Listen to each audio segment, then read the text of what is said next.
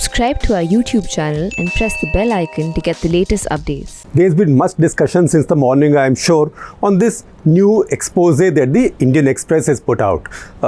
There's been quite a lot of discussion. Government has said that they will investigate. Expose basically says how a private Chinese data mining company was tracking the big data. Big data is everything, altu, faltu, tam, jham, everything that happens in somebody's life was being tracked by this company called Shenhua Data, based in Shenzhen in China, in Guangdong province. Now, as you hear more about this, you will also hear about fifth generation warfare. That what's happening is fifth generation warfare. So before we get into whether what the Chinese were doing or this firm was doing was dangerous, if so, how dangerous was it? Third, if how dangerous, how would they have gone to the next steps? And next, what have they been doing elsewhere and what is the rest of the world thinking? So as we try and understand this in today's Cut the Clutter, let me first get over with the 5 different kinds of warfare in terms of generations, the 5 generations of warfare. Very briefly, and this is not, don't write this in UPSC. You read something more there. In fact, I have also ordered, as I started reading up on this, I've just ordered my copies of 2 books, Handbook of 4th Generation Warfare and Handbook of 5th Generation Warfare. As I get them in the next few days, maybe I'll talk more about this. But essentially, first generation was old-time war. One army comes, there's line and there's a column. There's a line in front, column behind. It's like first battle of Panipat. Ibrahim Lodi comes from this side with his army. Babur comes from other side with his army. That is one way. Maybe if you go further back in history, the same battle would take place with armament of different kinds of technology. So that was the first generation warfare, which is एक दूसरे के साथ भिड़ जाओ आगे जाके. Then second generation warfare came in when the guns came in. Guns, essentially guns used by personnel, by one person came in, not cannons. So these were muskets, rifle, so you could take position, you could hide somewhere, you could fire from there stealthily, and you could then do positional warfare. So that is like the second generation warfare. Third generation is as more technologies came in, as airborne assaults started, use of parachutes increased, infiltration, you could then get behind enemy lines and pulverize the enemy and weaken the enemy. I would say that the second Gulf War, even the first to an extent, but the second Gulf War against Iraq was more a case of third generation warfare. Fourth generation warfare is what Pakistan has been doing with India for a long time, which is when you don't necessarily rely on uniformed forces or your troops or troops that a state controls. First, second, third generation warfares were all run by forces that the state controlled, mostly uniform, sometimes in mufti, but even then uniformed in terms of where they belong. But fourth generation is when you start using extra state organs, Lashkar-e-Taiba, Jaish-e-Mohammed. These are extra state organs. Al-Qaeda, Islamic State. These are all extra state organs. These then become part of, and I'm sure other countries also use their own instruments like this. That becomes fourth generation warfare. And what is fifth generation warfare? It is still unfolding, but fifth generation warfare is a warfare of perceptions and information. It is not just perception and information about military issues, but it's also a warfare of cultural and moral perceptions. Am I proud of my country? Am I not proud of my country? Is one section of my population proud of the country or alienated with the country? Is one region of a country alienated with the country, or is everybody united? All that then becomes part of fifth generation warfare, which is essentially carried out without using any troops on the ground, either uniformed or ununiformed. No non-state actors, no state actors, but all through information warfare. That is fifth generation warfare. We have to understand these basics before we go into any details of what the Chinese have been or might have been or wanted to be doing. So stories in the Express you can read. They are all on the paper's website. And I must say that after I read the story, I did not fully comprehend what this means until I read a detailed story by Jerry Shi. Jerry Shi works in the Beijing bureau of the Washington Post. He has worked in Beijing for quite some time. I see from his bio that he used to be with AP in Beijing. Now he's done a detailed story in Washington Post. I'm sharing that also with you, along with some of the Express stories with today's description. Now what he says is, he briefly tells you that there was this company called Shenhua Data based in Shenzhen, which shut down suddenly once all the world got alerted to it. And how did that happen? Now this is a bit of a funny thing. That happened not because of any big hacking or intelligence or counterintelligence operation. That happened because this website itself let a whole database of individuals they were tracking around the world unsecured. Why they did so, I don't know. Maybe it is, as I said the other day, maybe it is just incompetence, or maybe it is just one more made in China thing, so you can have a laugh at it. But maybe it is what I said the other day about this Chinese display of tanks, guns, APCs, troop concentrations in Ladakh, that they are putting all these out in such a way that they will be found. They will be found not just by military satellites, but also by commercial satellites, because they want India to know that they are there. So maybe this was done with that purpose, I don't know. But this was a database that was left unsecured. So an Australian cybersecurity consultancy cracked it, and they then unraveled this. This database is called OKIDB, which is Overseas Key Information Database. Now, how many people is it tracking? It's tracking at least 2.4 million people around the world. Now, of which about 10,000 is in India. But if you look at the rest of the world, there are 50,000 Americans. There are at least 40,000 Brits. In fact, the Daily Telegraph has a feature on this. In some detail, there are 35,000 Australians. Australians are the ones who cracked this, as we just told you. And there are many others in many countries, particularly in European countries. The important thing is, the target of all these operations of this little company is democracies and open societies where information is freely available. So this is a dictatorial system using the power of big data and power of technology of scraping everything from societies and countries where data is relatively easily available, because these are open societies. Now the roots of this, to understand the roots of this, and I understood this as I read Jerry Shi's article, the roots of this lie in a law that the Chinese passed in 2017. It's a very interesting law. It's a law called the Inaugural National Intelligence Law.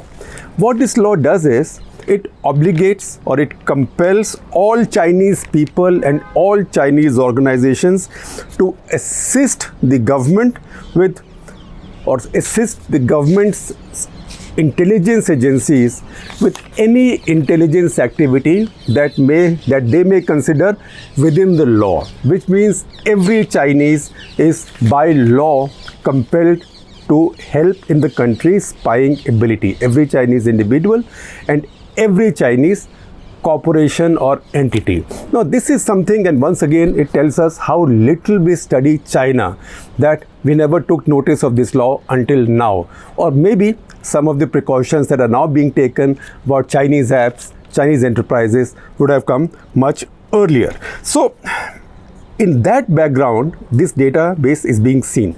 As this database came out, and this group in Australia, it tried to unravel it, they were able to take out about 10% of it, which is about 1 terabyte of data.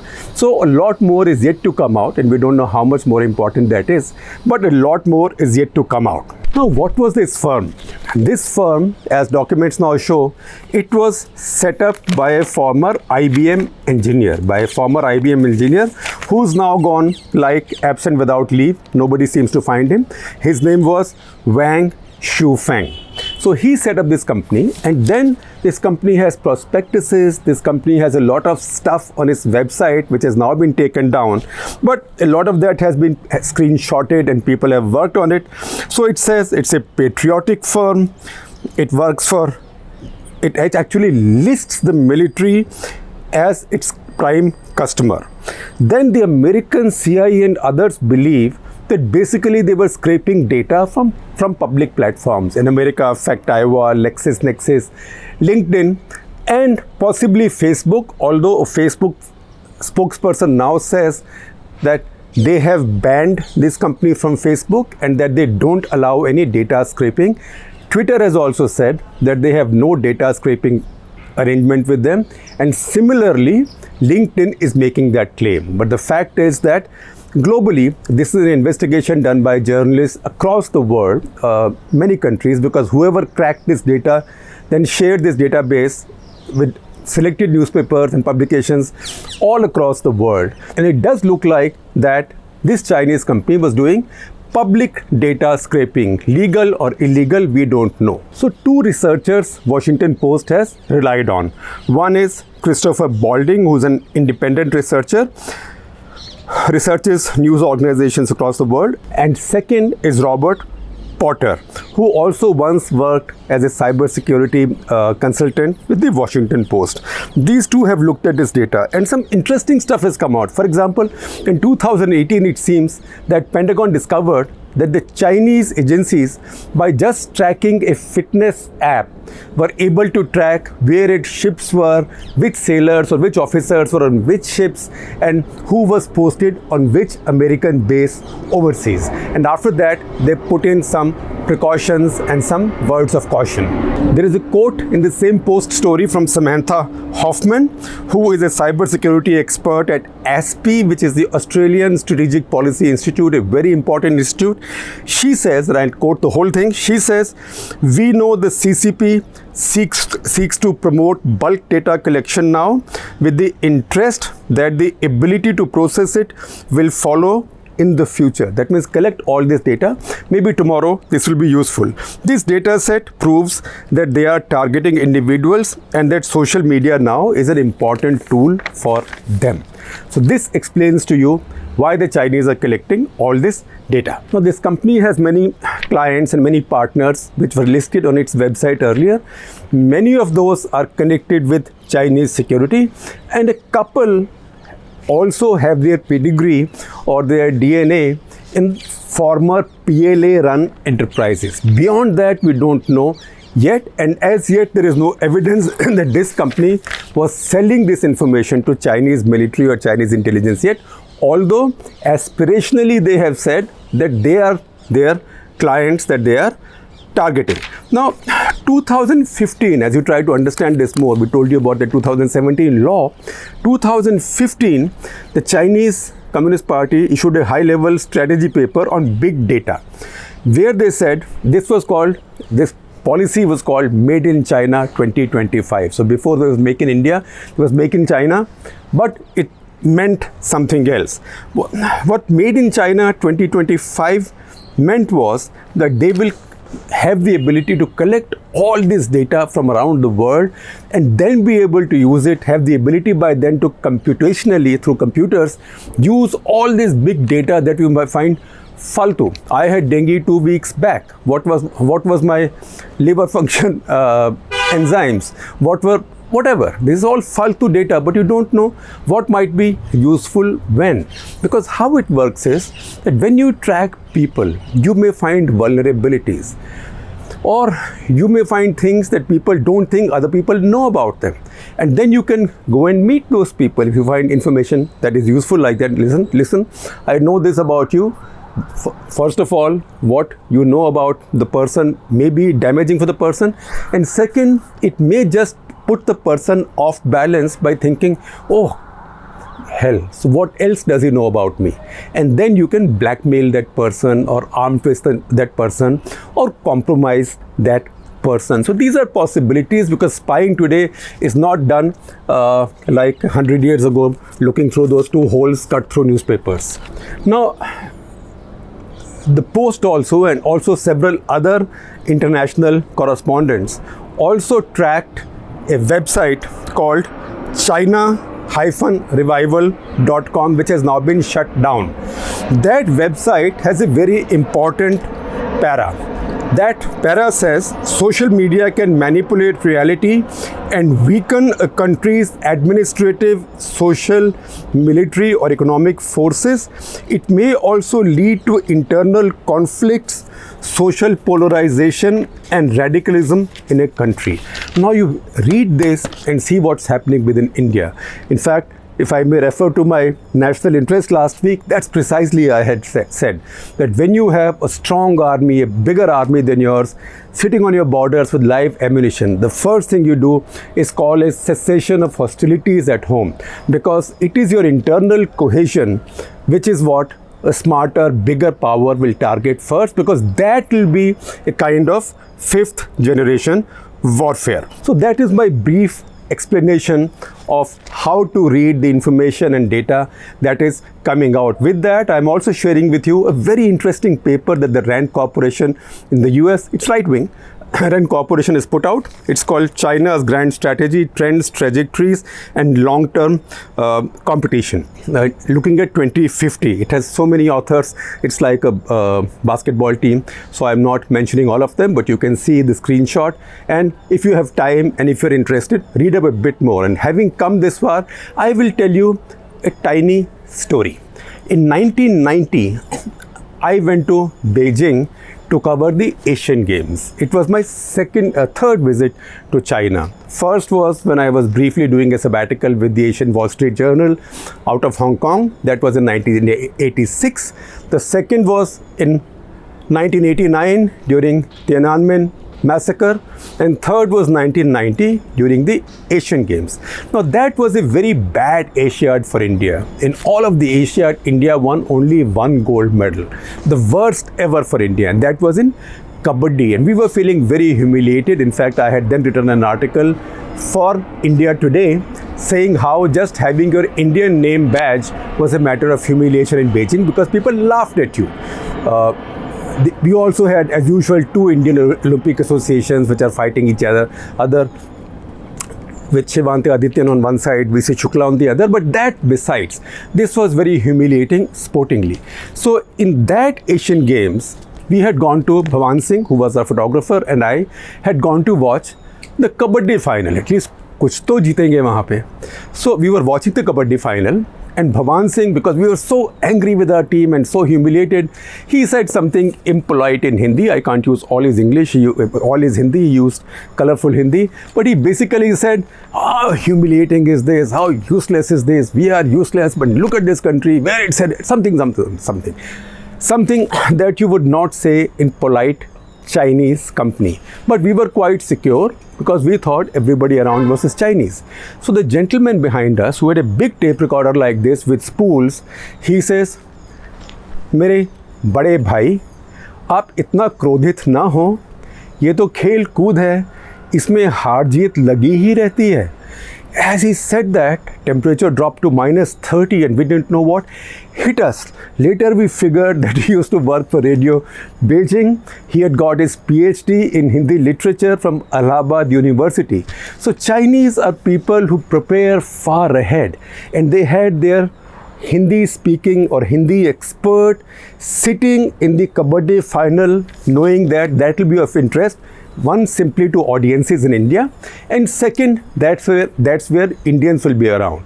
So if you ask me, in 1990 we had a little insight into what can be fifth generation warfare. So the lesson to us in India from all this is start studying China more, not less. Start studying the Chinese language more, not less. There is no point hiding. Today's warfare, fifth generation warfare, cannot be fought in bunkers or in foxholes. Fifth generation warfare has to be fought outside, essentially behind keyboards.